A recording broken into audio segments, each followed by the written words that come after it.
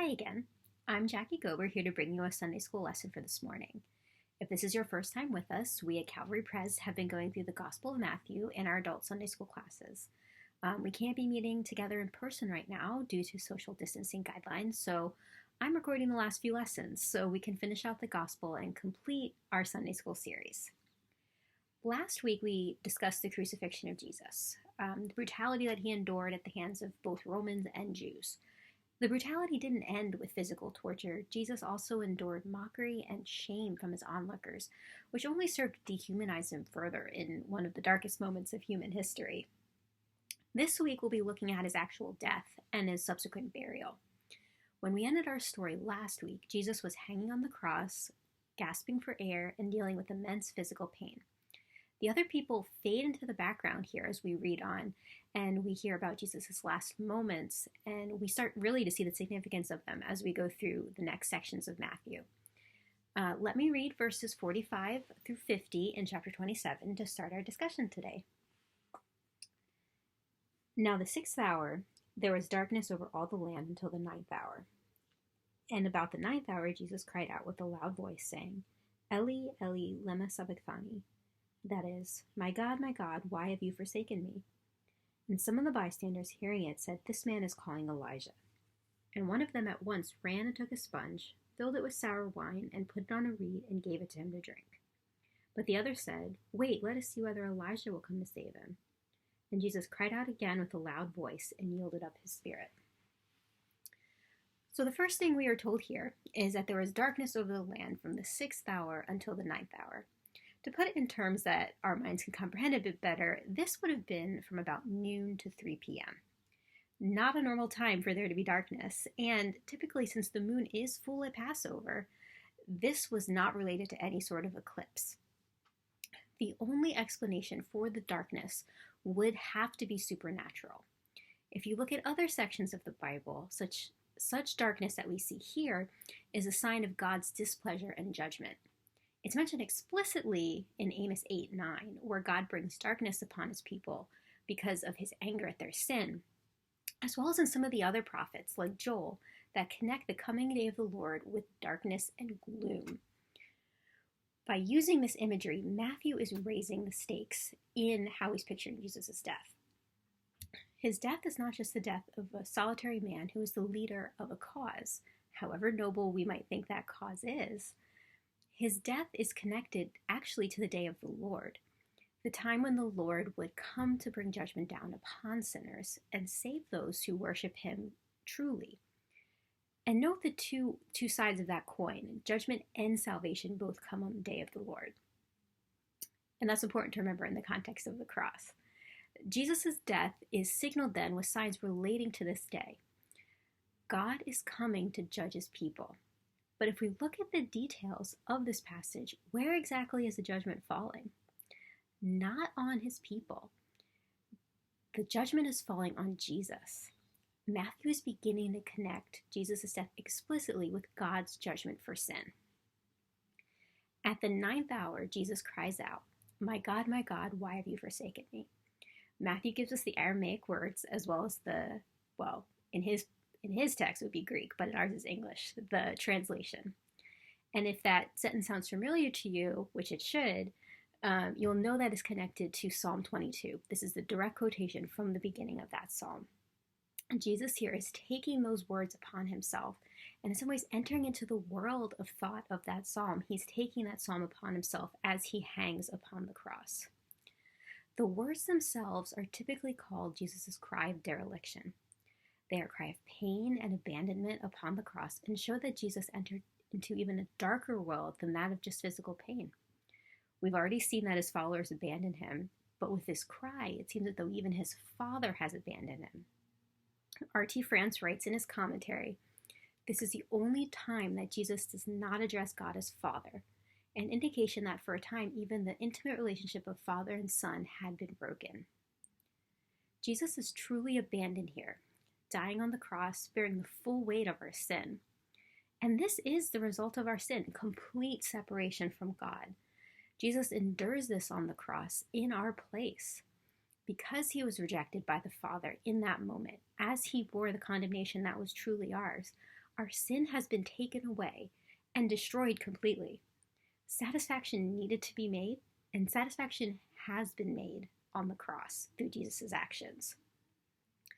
After he cries out to God, the people think he is calling for Elijah, most likely because they mishear the Eli.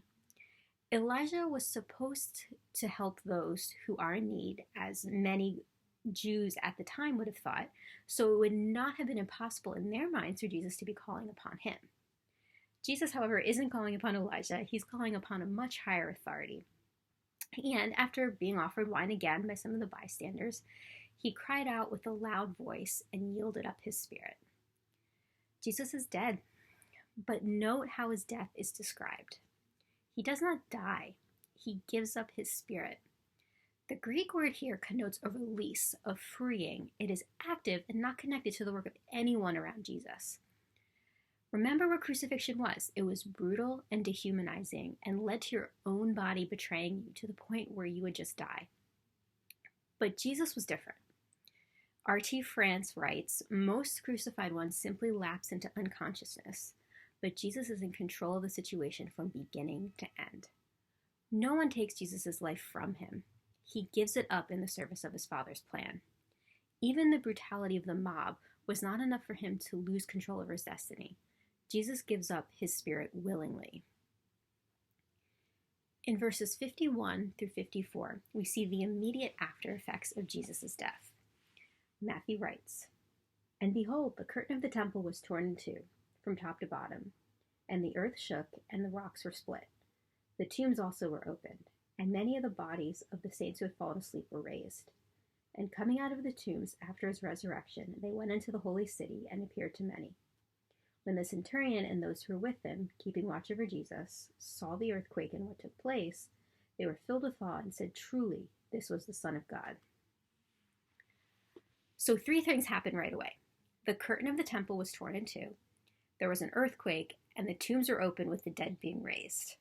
What do we want to say about these signs? The tearing of the temple's curtain is symbolic of Jesus' opening of the heavens to us. The curtain in the temple was meant to shield those who were unclean from coming into the presence of the Lord. Behind the curtain was the Holy of Holies, where God would meet with the high priest once a year, when he would come in to make offerings on behalf of the people. Being unclean in the presence of the Lord meant death, as his holiness erupts and breaks out against anything unholy. But because the temple was torn, we have access to the Father, to the very presence of God. Our unholiness has been taken away by Jesus' death, and we can come to God as a loving Father rather than an angry deity who needs to be appeased. The second sign, the earthquake, is a sign that was often connected to the day of the Lord, just as the darkness was.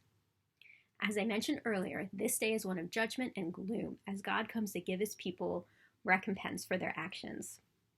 But something is changing here. The earthquake represents the old order changing and ending, and when we see the dead being raised alongside it, should point us to all the promises that God has made to his people are now coming true. God has come in judgment, but a new order is arising, and the powers that previously held dominion over the people were given their death blow as Jesus gives up his spirit on the cross. God is doing something completely new here. And from what we just read, we can't really tell what that is, but we can say that the old way of the world is no longer in effect. Sin has no more dominion over Jesus' people. R.T. France summarizes all this nicely. Along with the darkness of verse 45, these signs indicate that this was no ordinary death.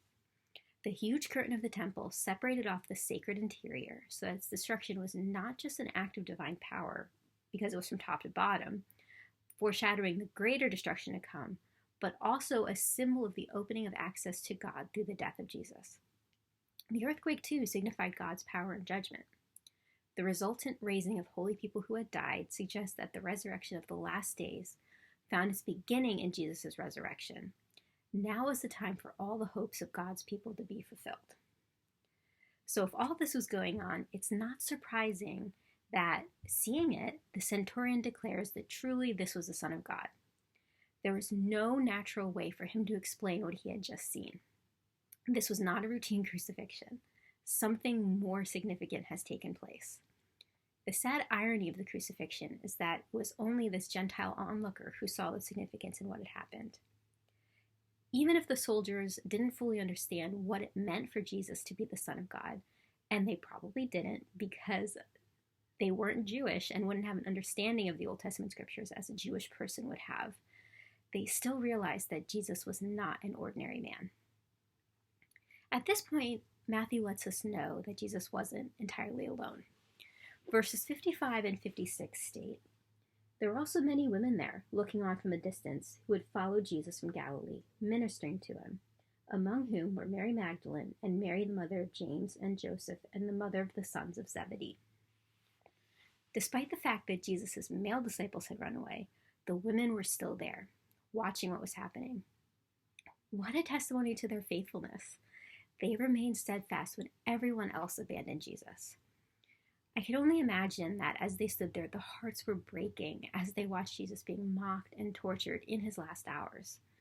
This was their friend and teacher, and now he was gone in the most brutal of ways. How could this have happened to a man who seemed to have been the one to fulfill the hopes of Israel? And they were not the only ones who come to Jesus' side at the end of his life. We read in the next verses that when it was evening, there came a rich man from Arimathea named Joseph, who also was a disciple of Jesus. He went to Pilate and asked for the body of Jesus. Then Pilate ordered it to be given to him. And Joseph took the body and wrapped it in a clean linen shroud and laid it in his own new tomb, which he had cut in the rock. And he rolled a great stone to the entrance of the tomb and went away. Mary Magdalene and the other Mary were there, sitting opposite the tomb. Joseph of Arimathea comes to bury Jesus once he had died. This was an incredibly bold thing for this man to do, as we know from the other gospel accounts that he was a member of the council of religious leaders. We also know that he was a disciple of Jesus. It seems as though his reverence for Jesus outweighed any sort of concerns for his reputation that he might have had in publicly proclaiming his belief in Jesus. To contrast, in the last chapter, we saw Peter running away and denying Jesus because of his belief that if anyone found out that he was a disciple, he would be immediately arrested, just like Jesus was. Joseph, however, comes forward and takes the body and gives Jesus a more dignified burial than he might have had otherwise. Most victims of crucifixion were simply thrown into a mass grave, but Jesus gets buried in this new tomb of a wealthy man, just as Isaiah 53 verse 9 states. The tomb is unsealed with a huge stone, and Matthew explicitly tells us that the Marys were there once again watching what had happened. Their vigil had not ended as they saw Jesus enter into at least what they thought was his final resting place. Matthew calls attention to the women's presence here to underscore the fact that Jesus was really dead. These women were there, and they saw the whole thing. While his faithful ones were keeping vigil over their crucified friend, Jesus' enemies are still attempting to work against him. As the Sabbath was ending, the priests and the Pharisees come back to Pilate. Let me read the passage. The next day, that is, after the day of preparation, the chief priests and the Pharisees gathered before Pilate and said, "Sir, we remember how that impostor said, while he was still alive, after 3 days I will arise. Therefore order the tomb to be made secure until the third day, lest his disciples go and seal him away and tell the people, he has risen from the dead, and the last fraud will be worse than the first." Pilate said to them, "You have a guard of soldiers. Go, make it as secure as you can." So they went and made the tomb secure by sealing the stone and setting a guard. So they are concerned that the remaining disciples will steal Jesus' body and claim that he was raised from the dead. How might they have known that this was even a possibility? Perhaps maybe from overhearing Jesus teach in the temple, perhaps from hearing Judas report on what Jesus was teaching and doing. Either way, they are concerned that more fraudulent beliefs will arise regarding Jesus. Pilate once again listens to the crowd, which is before him, and he sets a guard over the tomb.